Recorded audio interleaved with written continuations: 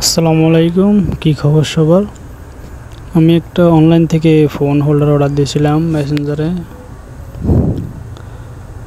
2 দিনের মাথায় ফোন হোল্ডারটা পাঠিয়ে দিবে বলছে। এখন ফোন হোল্ডারটা আমি হাতে পাইছি, দেখেন ফোন হোল্ডারটা আনবক্সিং করলাম। ফোন হোল্ডার মোট যেমন চাইছিলাম তেমনই আসছে, মোটামুটি ভালোই।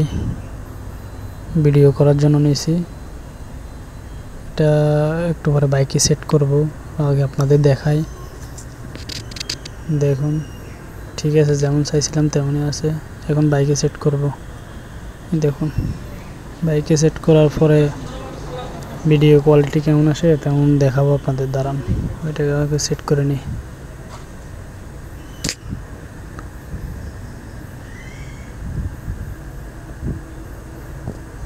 আমাদের সেট করা শেষ হয়ে গেলে ভিডিও করলে কেমন হয় আপনারা দেখতে পারবেন।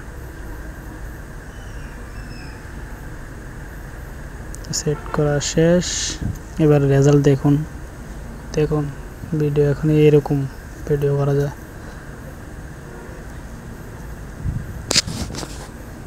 ভিডিও ভালো লাগলে সাবস্ক্রাইব